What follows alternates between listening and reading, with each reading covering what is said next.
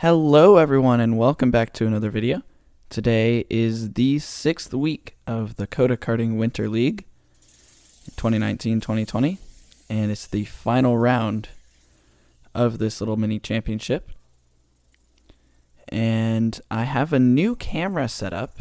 It's an Insta360 One R and it's 360 degrees.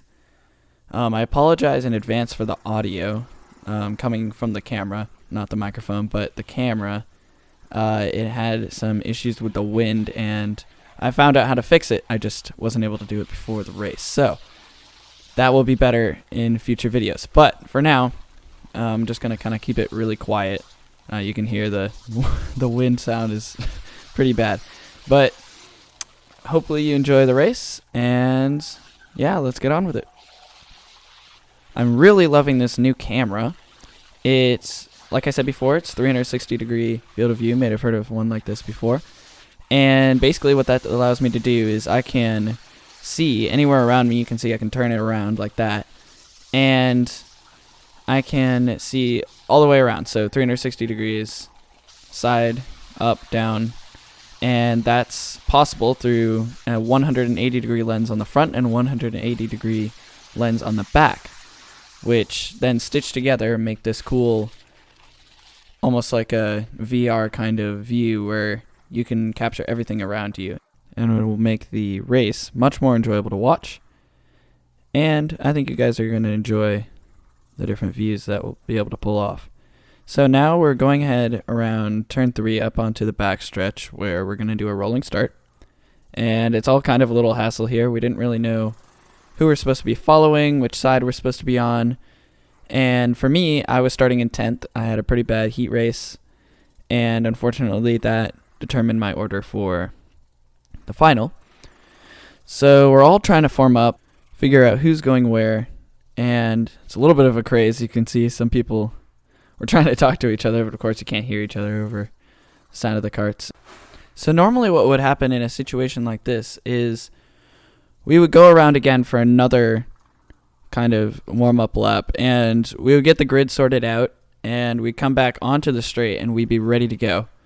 But today they had something different in mind, and none of us were really prepared for it. And as we get up to the grid here, we're almost at a standstill. So I go up, and it seems like we figured out the order. I just kind of sit here, and I pump the brakes because I'm just kind of sitting here. I know we're going to go around again. I bump the guy in front, and then the light just turns green.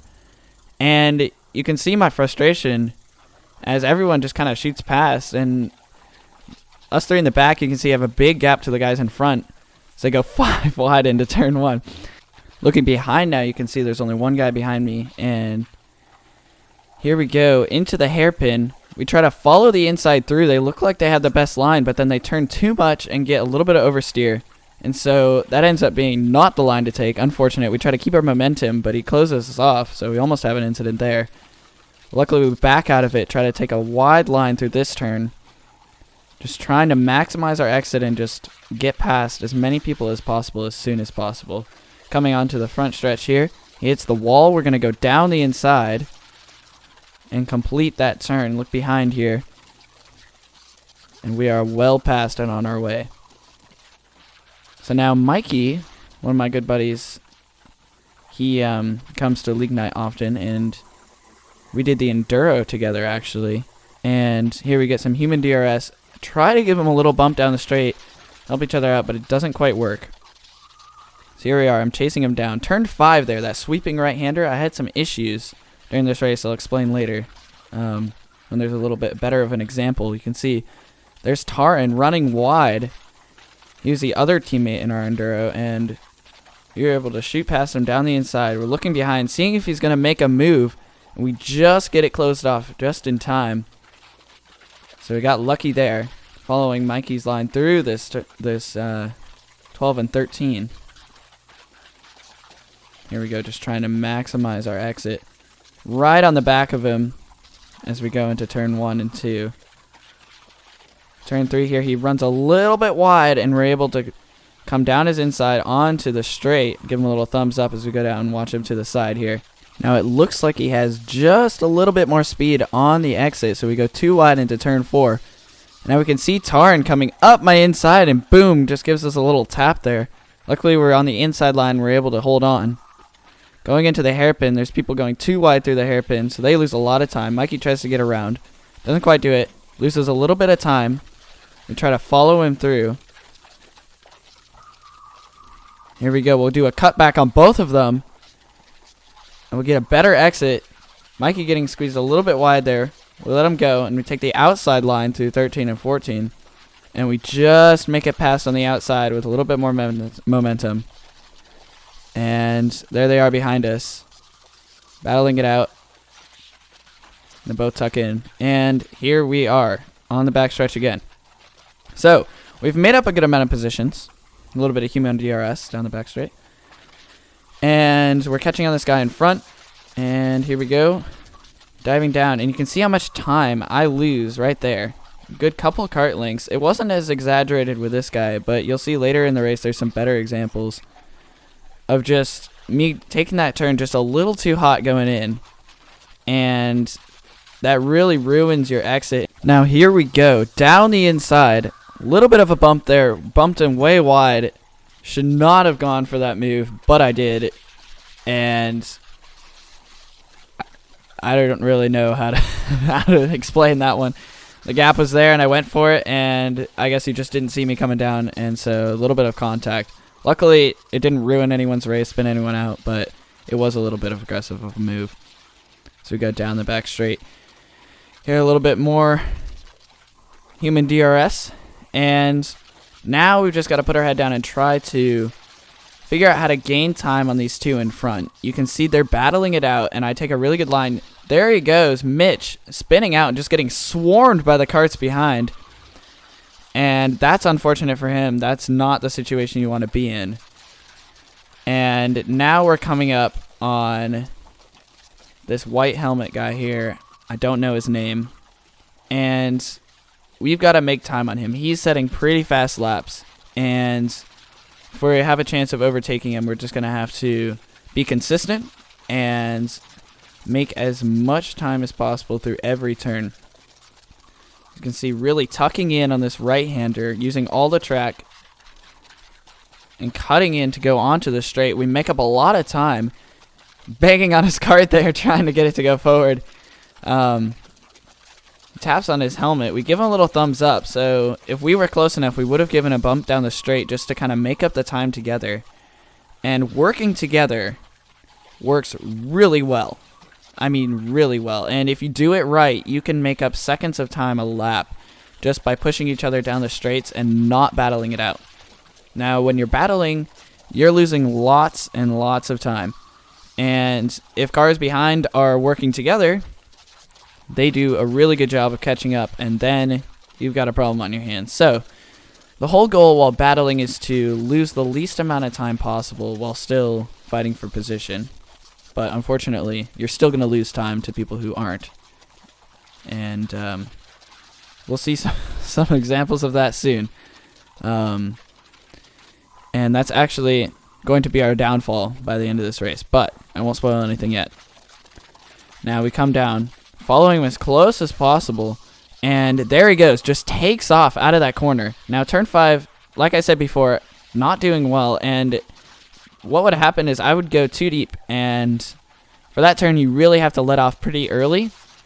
Now braking around this track is really pretty much non-existent, but lifting off, since I'm lighter than a lot of the people that are here, because of course I'm not like a full adult, I need to lift a little bit earlier. And I guess with karts that I've had before, they slow down a lot faster than this one did. So it took me a while to get used to that turn 5. As we come now onto the back straight again, we're gaining time, a lot of time, through that turn 3 right before this. And a little bit more of human DRS trying to tuck down and look up. Let's take a better look as I go down through turn 5. You can see I slow down a lot more and use more of the apex, which gets you set up through this curvy section a lot better. And he runs a little bit wide there. We make up a lot of time through the hairpin. And we're starting to get right up on the back of him. through this back section. You can see he takes a really late apex, and we're able to make up a lot of time into 13 and 14 here. We look back, and you can see Mitch and Mikey are back there, and they seem to be together. And I'll tell you right now, they were working together. And Mitch had a really fast kart. Mikey had a good turning kart, mediocre on the straights, but that was okay because Mitch was back there pushing him. And so you can see how far back they were back there. And we'll give you a little reference point in a second just to see how much time they make up. Watch the kart in front, and he goes over that curb. And those curbs are there so that the carts don't go over them. And they're there to enforce track limits, etc. And they're not good for the carts, and they don't like the carts, and they hurt the carts. And that was the description given to him. You can see he goes defensive early, and that was the wrong move. He loses a lot of time through this turn, and we're right up on the back of him now. You can see him hopping in the seat there. As we're right up on the back of him. He goes defensive now, which is a right time, yes.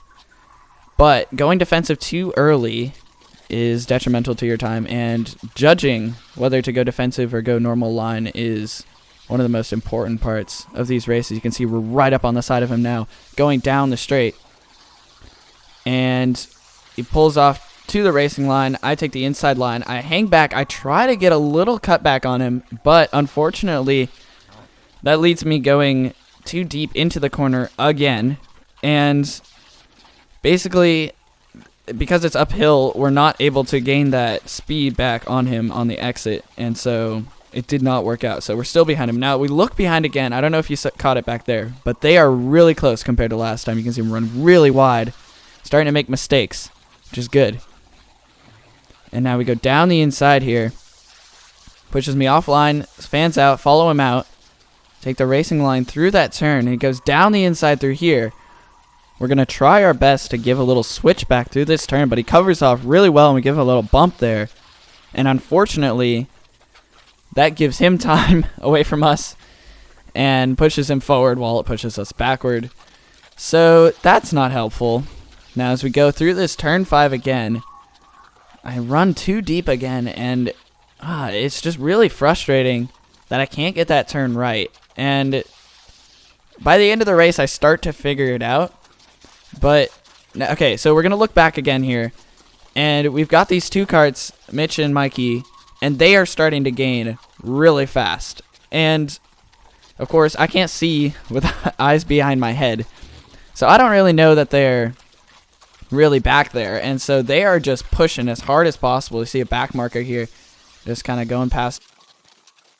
Unfortunately, it doesn't help us catch the guy in front, as in slowed him down. But here we go, on to the back straight. So Mitch and Mikey are gaining loads of time, and I mean loads of time, seconds per lap, and they're just flying. And teamwork is really key, and they are just knocking it out of the park. You can see I run just a little bit wide, but I gained time through turn 5 this time. So I've started to figure it out.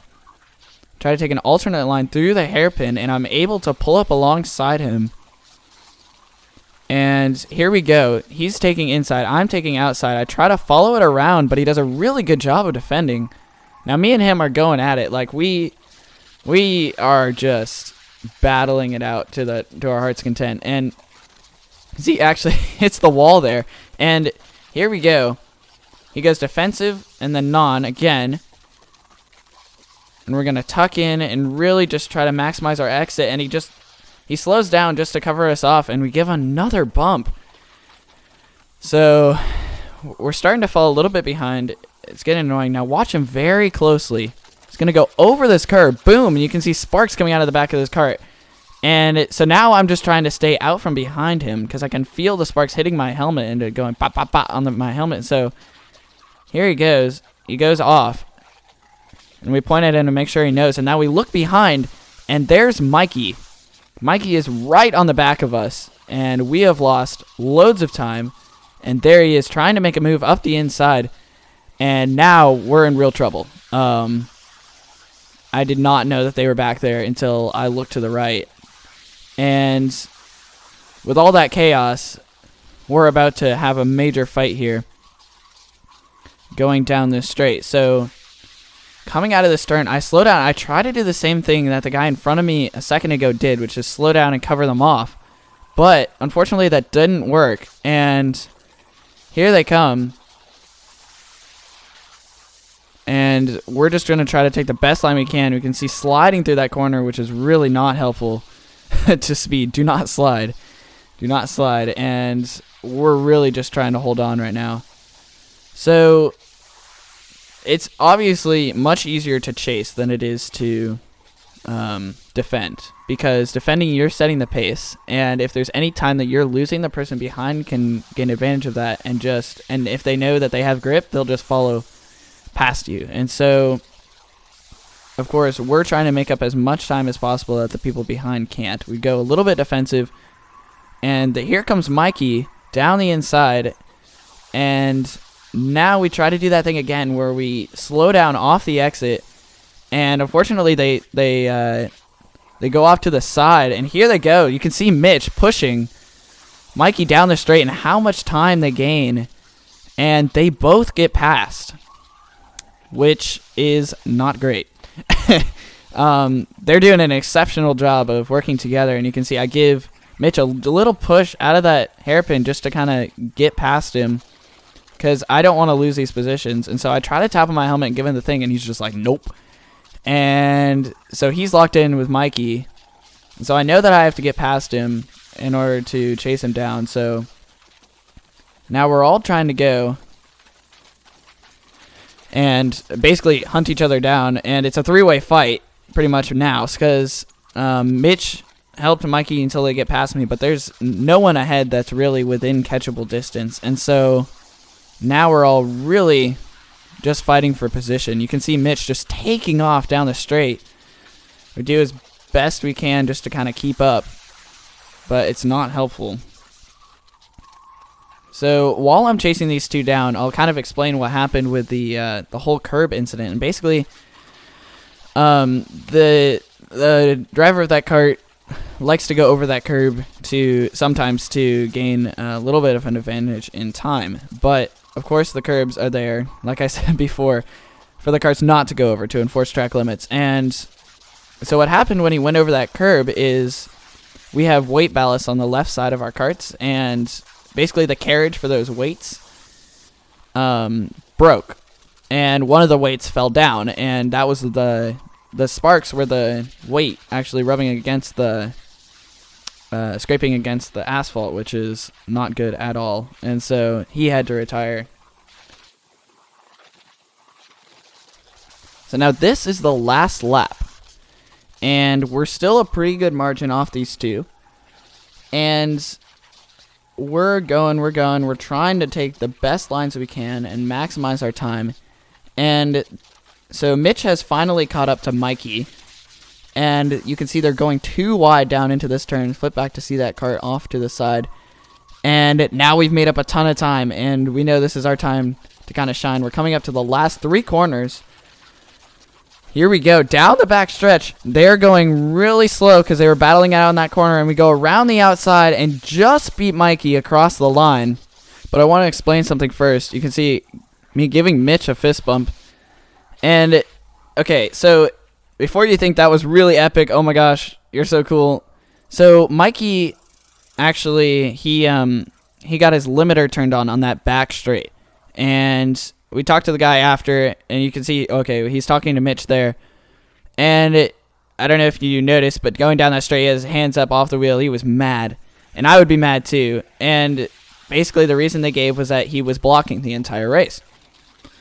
And so they gave him a penalty on that last straight, last lap, last corner.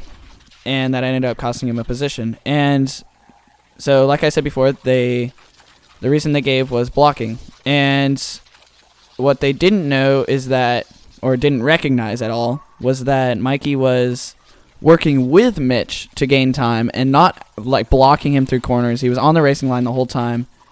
And it was just kind of a really, I don't know, I hate to say dumb, but it was just really unreasonable, because I feel like it would be really obvious to see that he was working with him. And Mitch was able to testify with that. Went a little too hot into the pits there. But Yeah, and so it was just kind of an unnecessary penalty that really was not fair, but it's what happened, and unfortunately, there was no way to correct it. So, anyway, that was the race. Our final position was 8th. So, we finished behind Mitch and ahead of Mikey, even though the penalty should have had Mikey stay in 8th. But final position 8th. We had started 12th? Yes. No. Started, well, practically 11th after the start.